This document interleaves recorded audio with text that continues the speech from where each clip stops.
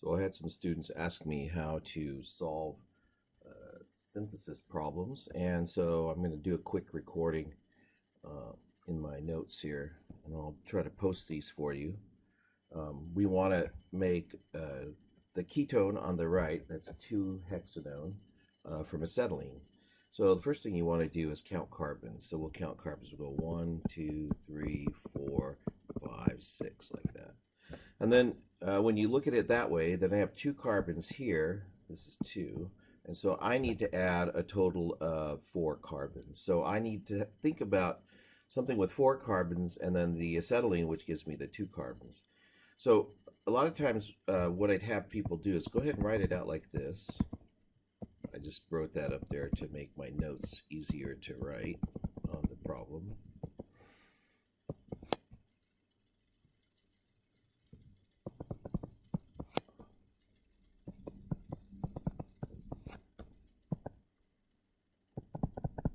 So that's what we're looking at, and what we need to do is thinking about breaking it here. And what keys me into looking at breaking it there is I have a functional group here.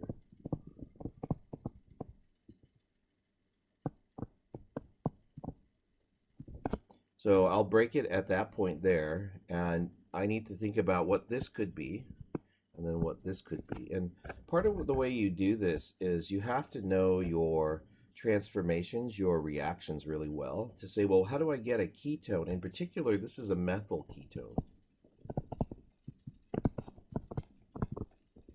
Now, if you look on the summary of reactions, you'll see in the chapter, you'll see that a methyl ketone can be prepared from a terminal alkyne.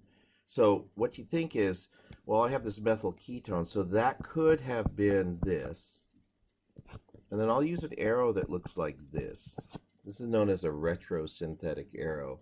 I didn't go over all the terminology in the class or in even the lectures for this. I'm not sure it helps that much.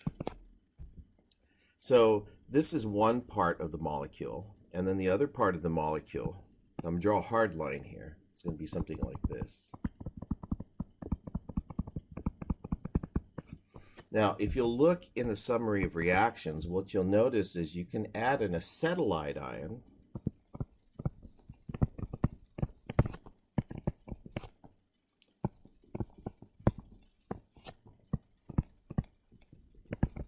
to an alkyl halide.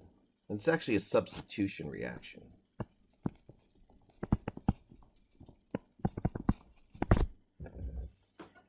Now, so that means this should probably be just this part. This part should be CH3, CH2, CH2, CH2, and then a halogen. Which halogen you use doesn't matter that much, but probably bromine is generally chosen. It's got a nice combination of being a very good leaving group. Anyways, it's a good leaving group. Now, what would the acetylide ion look like? So the acetylide ion would be something like this.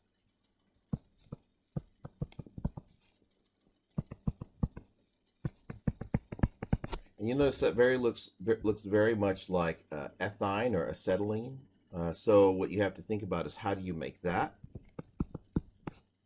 from this?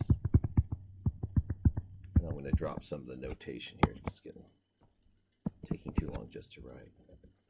Okay, so to give you a little terminology, if you really want to know what these are, this is called retrosynthesis, where I knew that I was working towards this, an acetylene. And I knew that my product was this. And I look at my product and I decide, well, how could I have put that functional group on there? And then I work myself backwards to, for example, this point here. Okay. And then I say to myself, how would I make that? Well, I work myself backwards to this point here. It's kind of an iterative process, but going backwards. I hope you notice I didn't use any reagents at this point. I just sort of said, I want to make this, I want to make this, I want to make this. But what I wanted to make was chosen from my knowledge about what reactants and products go together. Okay. These bits, like this bit here, and this bit here, These are known as synthons.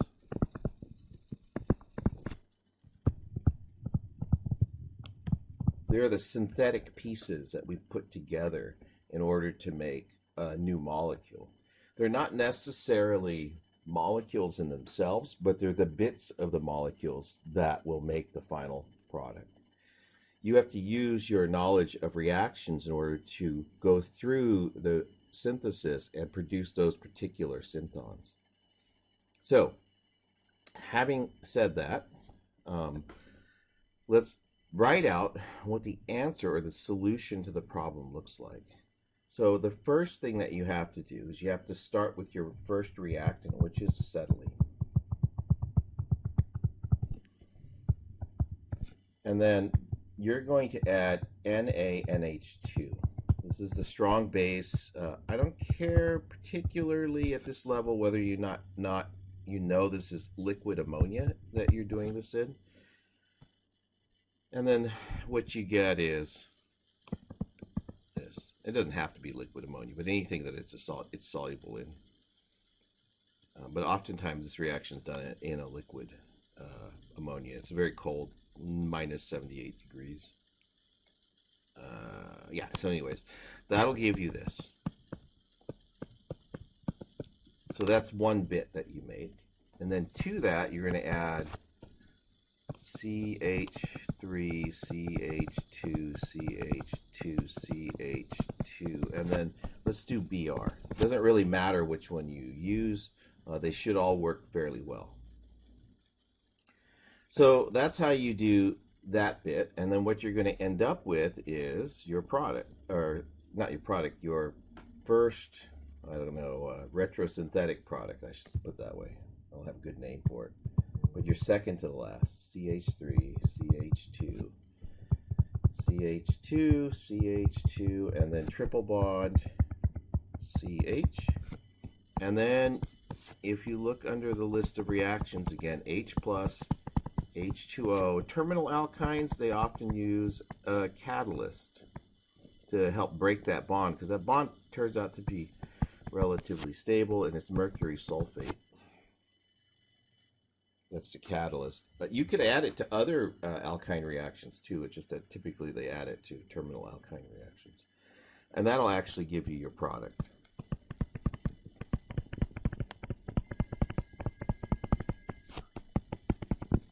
It makes a methyl ketone. Okay? So now, how many steps do we have? We have 3 steps. And so what you actually write is you write this, starting with acetylene.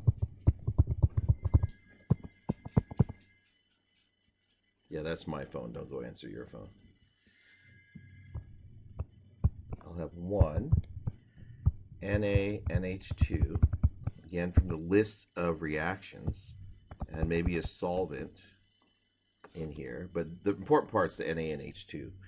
I think they use THF. There's a bunch of things that they'll use as a solvent for that. 2, you're going to put in the alkyl halide. I'm just going to abbreviate it RX for now, but that's this guy up here. That's R. Okay, and then 3, I'm going to add H plus H2O, and because it's a terminal alkyne, it's on mercury sulfate like that, and that'll give you your product. And then you would just rewrite this down here. Okay.